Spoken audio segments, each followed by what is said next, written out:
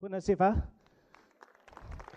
Scuzați-mă, nu vorbesc românește foarte bine, so I'll speak in English. So why speak in praise of the ordinary?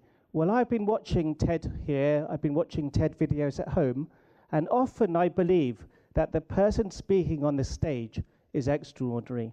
So can I just take a poll? Please could you raise your hand if you thought this previous speaker was extraordinary?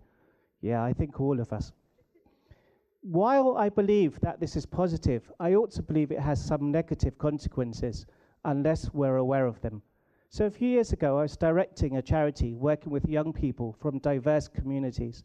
And often I would hear the cry, there's a lack of positive role models for these young people. I knew this wasn't true. I know people who are inspiring to me, just that they're not famous and their stories aren't told. So I asked one of these young teenagers that had been expelled from school, I said, who do you most admire? I was expecting Steve Jobs, Bill Gates, or somebody like this. Instead, I got Snoop Dogg. I followed it up with a question. Who do you most admire who's had the biggest impact on your life? Suddenly, the answer changed. It became my father, my mother, my sister, my brother, my best friend. Often the people who have the biggest impact on us are not celebrities, they're not high achievers, but they're the people closest to us in our lives every day. I decided to tell the stories of people I knew who are inspiring to me. They range from a hat maker, a health service manager, an architect, a delivery van business owner. Half the people were from my hometown, and I related to them not because of their achievements, because of their ordinariness. I asked them to share, how did they become successful? What were the obstacles they faced in their life? How did they overcome them? I even found a co-author who told about his life story when he came to England from another country. 5 years after I finished the book, I realized something was missing. What was missing was me. I found it so much easier to talk about the success stories of other people, to share and celebrate them, and not my own story. I had the belief, I haven't achieved anything extraordinary, therefore, I don't have anything of value to share.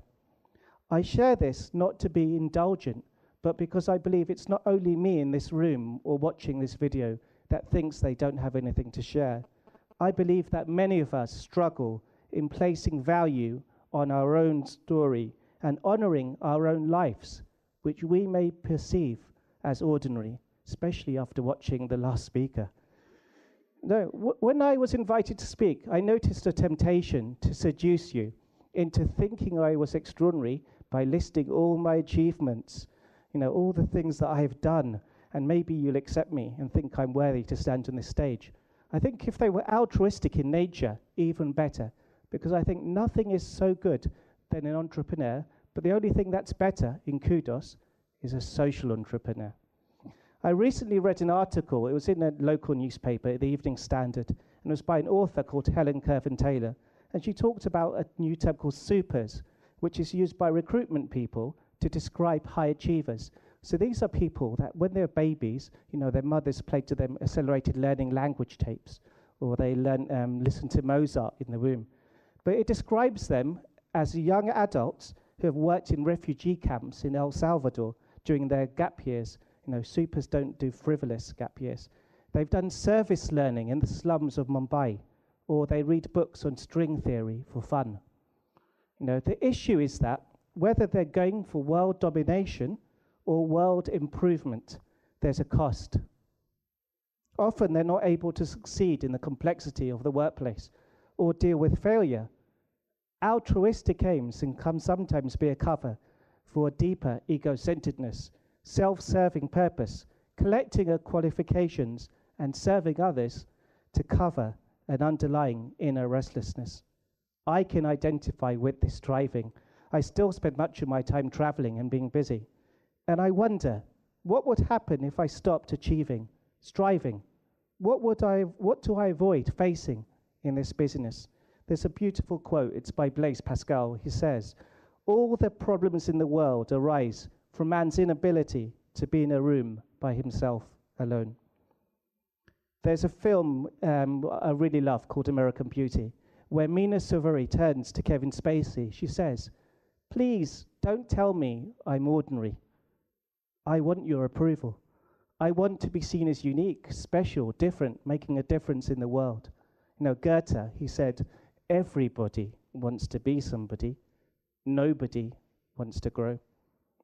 While the need for differentiation and striving is not pathological, we've seen many great speakers today, the danger is I can hide behind my accomplishments, and you relate to me primarily for what I have done, rather than for who I am, a perfectly imperfect human being, worthy of respect and dignity, of intrinsic value.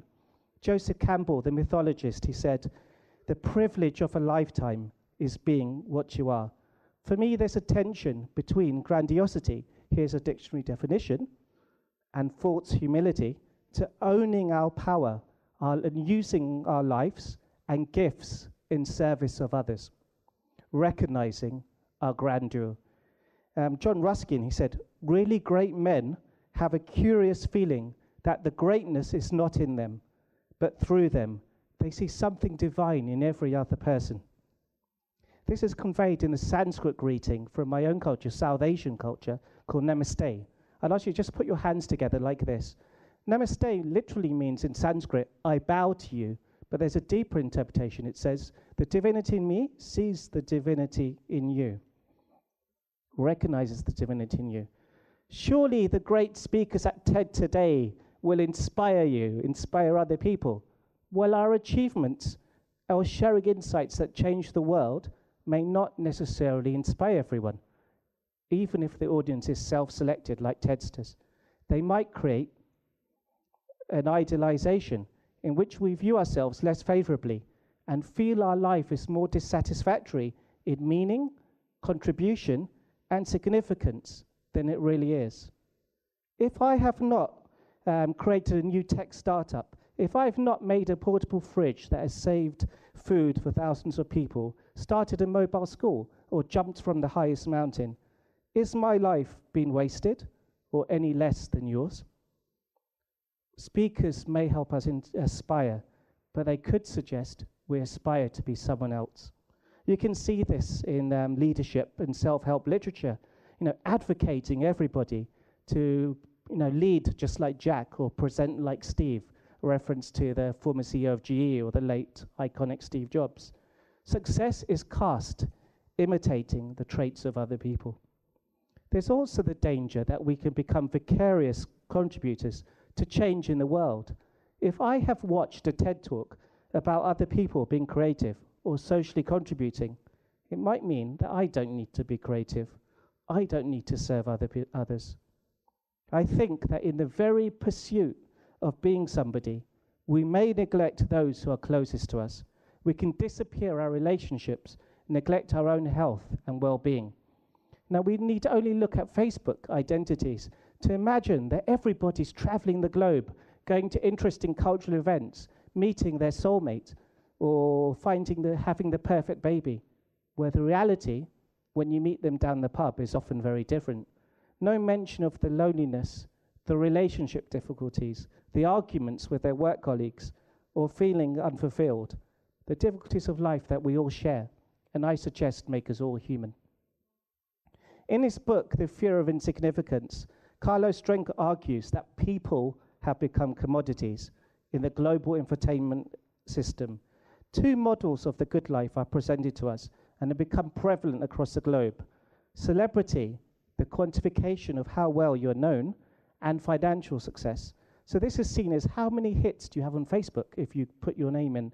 How many friends on Facebook? Or the opposite, no friends on Facebook, but you're a member of the exclusive network called the Small World Network. How much someone is worth is directly correlated to money. He's worth $1 billion. It doesn't sound so bad, except if you say he's worth $30. It doesn't sound so innocuous now. Quantification is seen as the only real form of value. I am ranked, therefore I am. Even artistic works and philanthropy are not positive in themselves, But for how many copies are sold? How many people did we impact? How many visitors attended? Often we confuse living a life with having a career. We're pressured into telling our lives as marketable CVs, with titles we've acquired, positions we have held, and successes that were measurable. David Brooks, who writes the book The Social Animal, he says that reading the New York Times wedding announcements sometimes sounds more like mergers between two companies and career paths than the union between two human beings.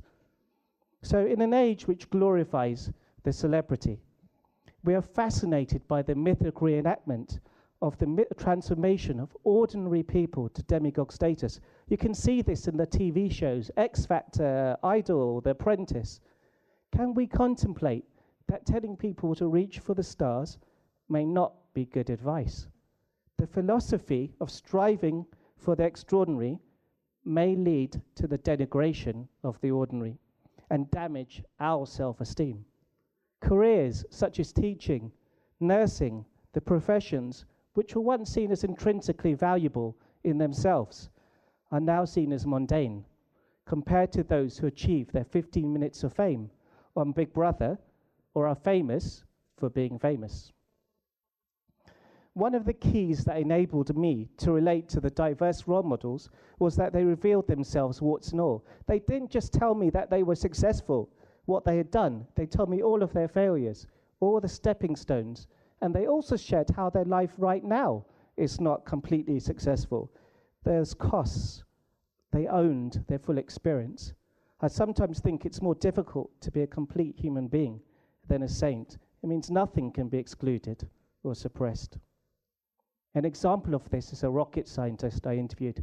His mother had a mental illness. He grew up in a family where he was afraid, scared in his home, and he put himself into the interior life, reading stories in the sci-fi comic books.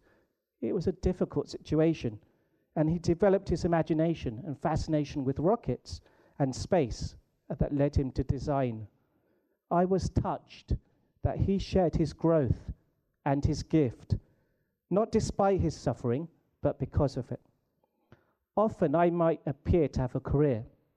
I often still, though, don't know what to do with my life. I'm training as a psychotherapist, yet I struggle. What's my purpose? Sometimes life feels empty.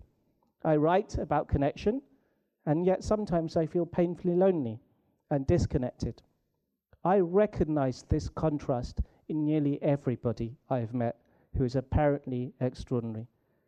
Whatever you may be sure of this, that you are dreadfully like other people. I saw a piece of graffiti once in Germany. It said, "You're 1 in a million," and the line underneath said, "just like everybody else." So this summer, I was on a training group, and we had to describe what we were a commitment to in life. And I said, I wanted to be love, I wanted to be light, I wanted to make a difference in the world. And somebody said to me, "Stephen, what does that look like? Can you bring it a bit more closer to home?" So I changed my commitment from something out there to something much more closer and specific, being a bit more compassionate and kinder to myself when I struggle. This was a profound shift to me, and although it might sound ordinary in its smallness, it was extraordinary in its impact. So perhaps the best way to make an impact is not to be extraordinary, but instead to focus on small acts. Ordinary, everyday moments can be miracles when we bring awareness to the present moment, where I am, doing what I'm doing. This concept is described as mindfulness by the Buddhists. When I delight in my senses, scenes seem brighter. Scenes seem brighter, food tastier, and music more effective. I can look for the first time without the label that desensitizes me to the wondrous moment. Even watching the reflection in a puddle, patterns the falling rain makes on the window, I used to call as a child a miracle moment. Life is a series of these moments, in and out, not staying on a total high all the time, which to me seems neither possible nor desirable.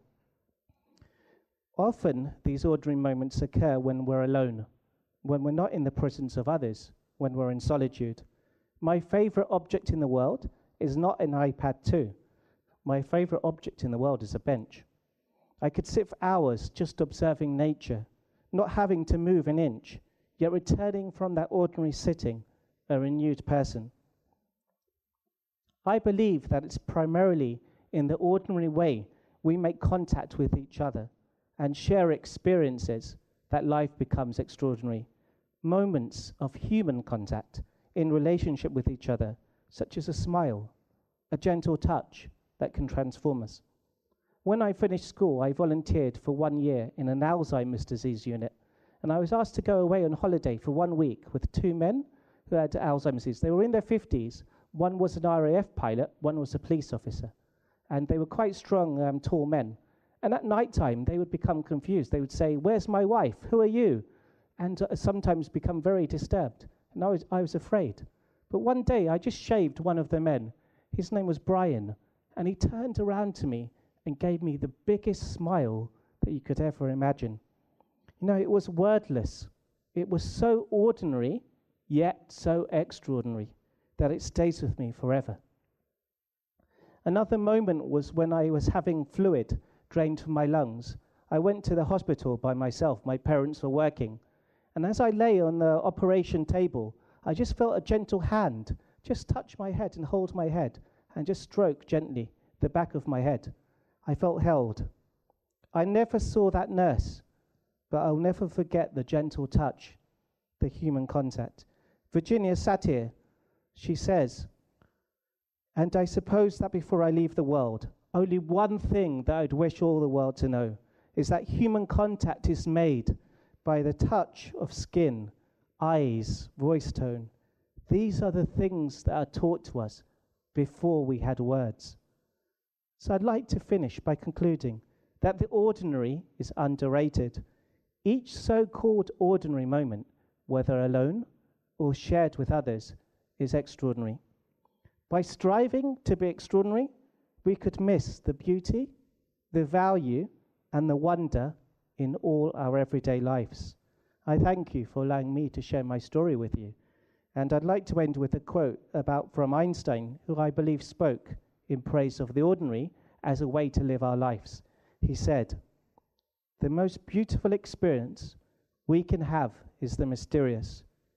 He to whom this emotion is a stranger, who can no longer pause to wonder and stand wrapped in awe, is as good as dead." There are two ways to live your life. One is as though nothing is a miracle. The other is as though everything is a miracle. Namaste.